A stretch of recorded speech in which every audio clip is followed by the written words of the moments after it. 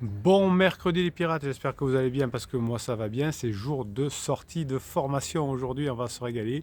La formation du jour s'appelle comment sauver la libido, comment augmenter la libido de son conjoint, mais surtout comment retrouver la libido quand on va se retrouver avec son conjoint. Ça y est, la phase de plateau avance, on se prépare à retrouver sa libido. Donc si vous êtes toujours en phase plateau, si vous n'avez pas encore vous n'êtes pas encore totalement dans la partie je retrouve ma libido, commencez quand même à faire cette formation pour être prêt parce que vous allez voir que quand on s'est séparé, quand on a cru qu'on allait se séparer, qu'on a eu des chocs traumatiques, c'est parfois un peu plus compliqué, hein, vous avez compris, de retrouver sa libido. Donc on va faire cette formation tout au long de cette semaine. Vous avez cette formation qui se trouve dans le catalogue des formations, qui se trouve en descriptif de cette vidéo.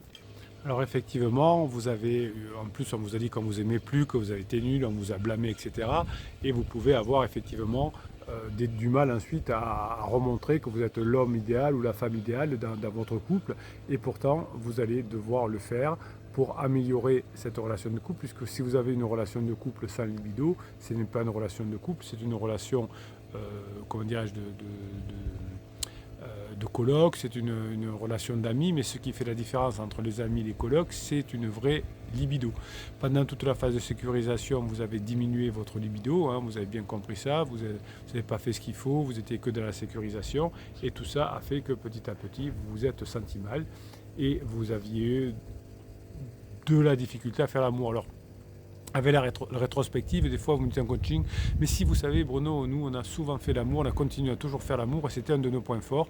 Et je suis sûr que si j'interroge votre conjointe ou votre conjoint, il ne va pas avoir les mêmes idées en disant ouais c'était pas terrible pendant la phase de sécurisation, mais celui qui reste, celui qui voudrait en tout cas toujours être dans la phase de sécurisation, souvent hein, veut se donner conscience que les moments de libido étaient extraordinaires, en tout cas étaient bien, hein, mais souvent celui qui est rentré en crise et qui a provoqué le passage à la phase 3 n'était pas si sûr que ça d'être dans la libido.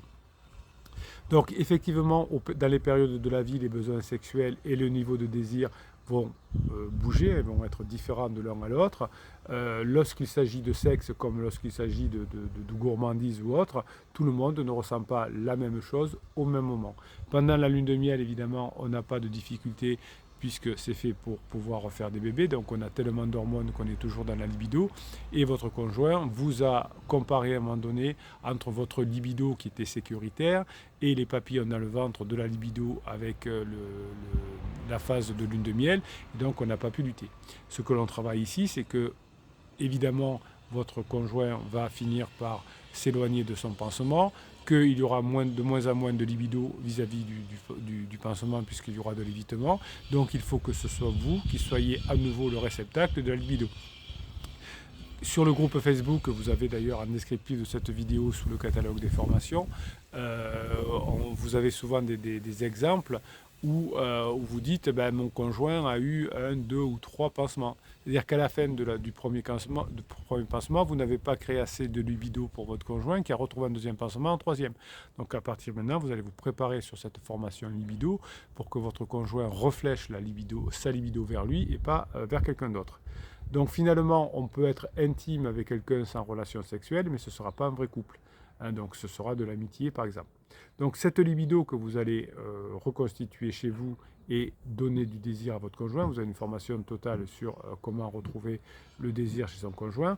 La libido, c'est un état psychologique qui se caractérise par l'envie d'avoir des rapports sexuels. Par l'envie d'avoir des rapports sexuels. Donc cette libido, elle va augmenter en réponse à une image, à une pensée érotique, à une détente, mais aussi un contact physique et bien sûr sous influence des hormones pendant la lune de miel, pendant la grossesse, pendant l'ovulation, mais cette libido va diminuer pendant la période de préménopause ou de pré-andropause. Hein, les hormones vont diminuer puisque ce n'est plus des moments qui sont faits pour créer des bébés, mais pour se reconstituer cérébralement, donc on n'a pas les mêmes hormones et les mêmes envies. Donc dans la vie d'un homme ou d'une femme, il est tout à fait courant de passer par des périodes avec une perte de liberté, de libido, pardon, lié finalement à un stress, lié peut-être à une perte de liberté, à un besoin de se sentir seul, un besoin de se reconstituer. Donc lorsque l'on n'est pas bien dans sa tête, lorsqu'on a du stress, c'est pas la libido qui va être en premier. Si je me fais agresser dans la rue par une bête sauvage, c'est pas la libido qui va se déclencher en premier.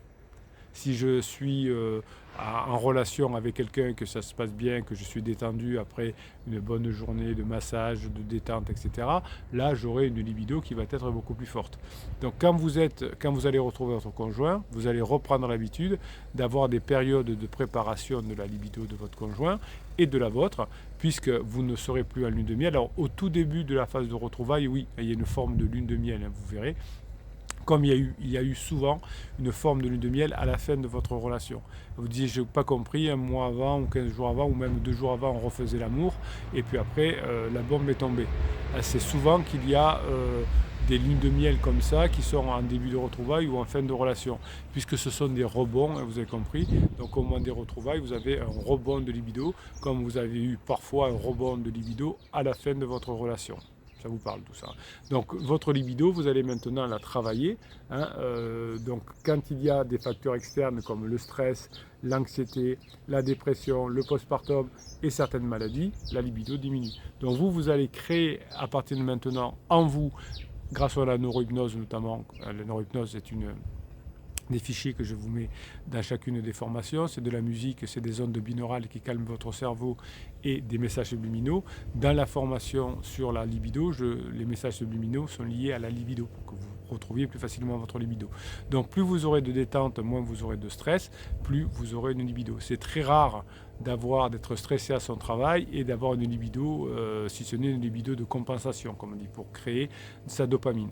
Donc si vous voulez avoir une libido qui va créer, qui va remettre de l'ocytocine, c'est-à-dire du lien entre vous et votre conjoint, c'est une libido qui arrive au moment où on est détendu. Le fait de vouloir coucher avec sa secrétaire, avec son collègue de bureau parce qu'il y a du stress, c'est juste pour créer de la dopamine, mais pas une hormone de l'attachement qui s'appelle l'ocytocine. Donc au moment de la crise de couple, le désir sexuel a baissé, et ce désir sexuel est basé sur une combinaison de différents facteurs avec un bien-être physique, émotionnel, des croyances, un mode de vie et le type de relation entre vous. Donc comme vous avez commis des interdits, si par exemple vous faites silence radio, eh bien, il ne peut pas y avoir de libido, avec quelqu'un avec qui on n'a plus de contact. Si vous dites que vous acceptez par une lettre magique la fin de la relation, ça va diminuer la libido, puisque je ne peux pas avoir une libido pour quelqu'un qui accepte la fin de la relation. Et si vous faites des jeux de fuis-moi et fuis-moi je te suis, au début, peut-être sur le fuis-moi, je vais avoir une forme de libido, de manque, mais dès que je vais m'apercevoir que c'est un jeu malsain et que c'est une manipulation, ma libido va diminuer par rapport à la personne qui a joué à ça avec moi. Donc les personnes qui sont en crise de couple vont avoir une baisse de libido, une baisse de désir en fonction de son conjoint. Donc si je suis stressé et que je prends un petit chou, je vais avoir une diminution de libido, comme si j'avais un antidépresseur par rapport à mon conjoint. Si je prends des drogues ou si je prends des antidépresseurs, je vais avoir 50% d'érection en moins chez un homme, et cette baisse de libido va devenir gênante finalement, et c'est pour ça que des fois votre conjoint prend les petites pilules bleues, le Viagra, quand il est en crise existentielle, car finalement il a une baisse d'hormones. Donc on compense une baisse d'hormones comme si on prenait des antidépresseurs par d'autres substances, et vous voyez qu'on n'en finit plus. Des personnes qui sont fatiguées ont une baisse de libido, et à la fin de la phase de plateau, au moment de la phase d'épuisement, effectivement, on devient de plus en plus fatigué et on a une baisse de libido. L'alcoolisme, hein, vous savez que votre conjoint souvent consomme plus d'alcool que raisonnable pendant une crise existentielle, c'est-à-dire qu'il se sent mal, donc il a besoin d'alcool pour diminuer sa douleur. Et bien ça va faire baisser la libido masculine, ça va gêner l'érection et perturber l'éjaculation. Chez la femme, l'alcoolisme va agir sur le flux sanguin, la lubrification notamment du vagin. Pendant la crise existentielle, vous me dites des fois, mon conjoint s'est remis à fumer.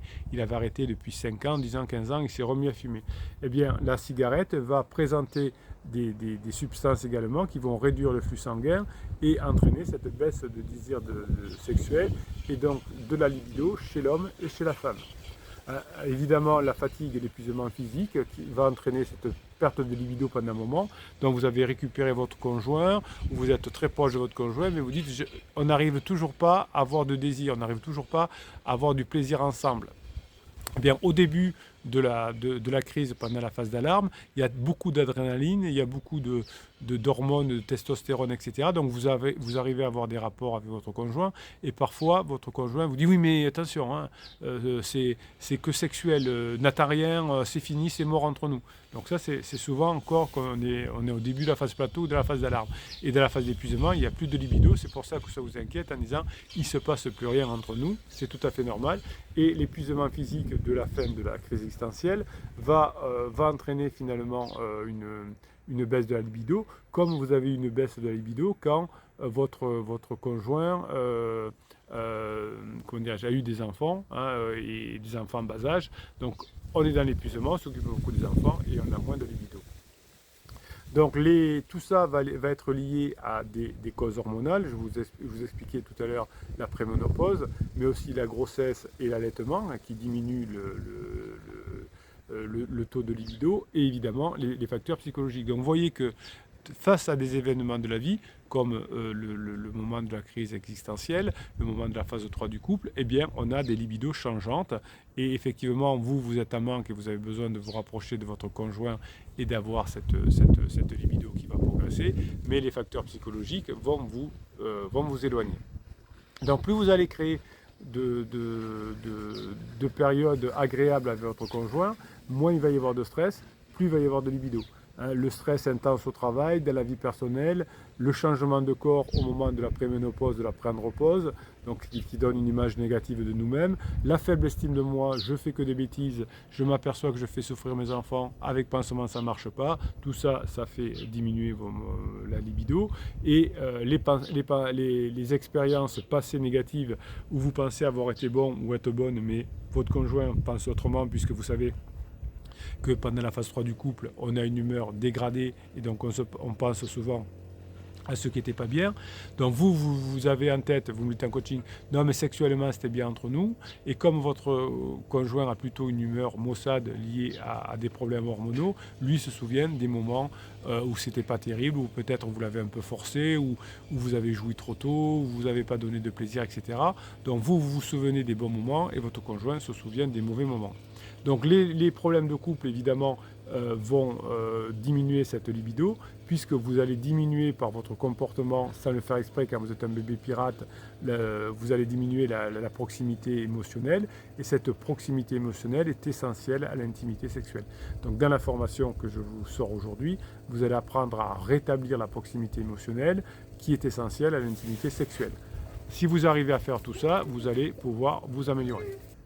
Donc grâce à cette formation, vous allez pouvoir travailler sur la communication avec votre partenaire, sur la diminution des conflits, sur le problème de confiance que vous avez et qui va vous permettre d'augmenter et de retrouver votre libido en retrouvant un bien-être psychologique. Déjà vous, grâce aux formations, vous allez retrouver ce bien-être psychologique qui va augmenter votre libido et qui va vous rendre plus bankable par rapport à votre conjoint. Vous allez diminuer finalement votre crainte d'avoir des rapports sexuels, et je vais vous apprendre à explorer des nouvelles formes de faire l'amour qui sont cette fois correspondantes à la crise existentielle, aux retrouvailles, hein. Donc on n'a pas la même libido dans la lune de miel, hein, ce que faisait votre conjoint avec son pansement, et au moment des retrouvailles. Donc dans la formation, je vous apprends à faire tout ça. Voilà, donc on se retrouve toute la journée sur Telegram, où je vous mets des textes, je vous mets des vidéos, je vous mets des audios, et ça va vous permettre de continuer à avancer. Donc, pour retrouver le canal Telegram, vous l'avez sous le catalogue des formations en descriptif de cette vidéo. Vous allez pouvoir continuer à vous motiver et retrouver votre libido grâce au soutien des pirates. Le groupe Facebook, vous l'avez aussi sous le catalogue des formations, toujours en descriptif de cette vidéo. Vous êtes ensemble, vous allez travailler ensemble, vous allez mettre en application ce que vous apprenez dans les formations grâce à la team, à la famille des pirates, et tout ça va vous permettre de retrouver votre libido et surtout de la faire retrouver avec votre conjoint, surtout à la fin de la crise existentielle pendant la phase d'épuisement. Vous allez avoir besoin d'une méthode pour y arriver, et ça c'est la formation de la semaine, comment retrouver sa libido et la faire retrouver à son conjoint. On se retrouve dès demain matin, et bien sûr on se retrouvera vendredi à 19h pour le live et pour parler libido. On va se régaler. En attendant, passez le mercredi que vous méritez, mes pirates adorés.